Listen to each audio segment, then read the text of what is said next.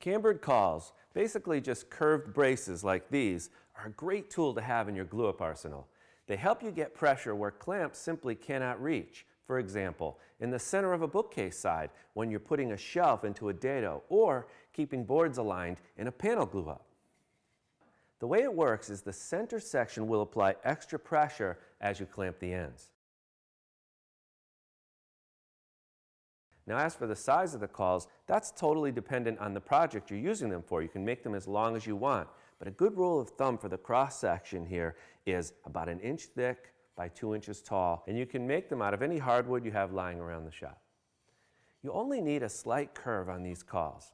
On these 18-inch pieces, just a 32nd of an inch at each side, tapering to 0 at the middle, is plenty. And if you double the length of these cauls, then you just double the amount you take off. So how do you make these things? Some people do it with a hand plane, but that's a little bit time consuming. Contributing editor Michael Fortune does it at the jointer, where it's fast and super easy. The first step is just making a mark at the center of one side of the caul. Now you set the jointer up to take a 1/32 of an inch cut.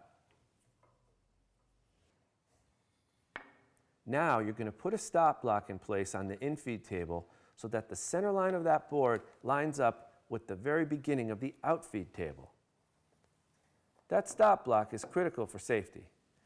The other safety tip is to use a long push stick to make the cut. Okay, once everything's ready to go, you just turn on the jointer, you place the caul against the stop block, you lower it down, and then use the push stick to safely guide it through the cut. Now, you just flip the board around and do the same thing on the other side.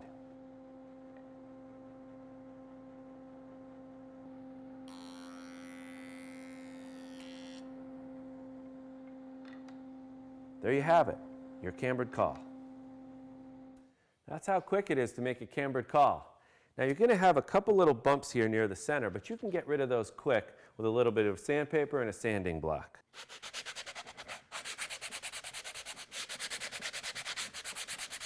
Another great thing to do is to mark which side is the curvy side and which side is the straight side, because you're going to be using both sides.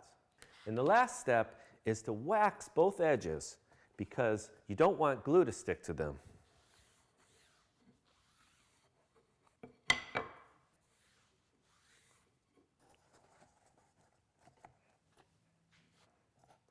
These are quick to make, so make a few and keep them around for future glue-ups.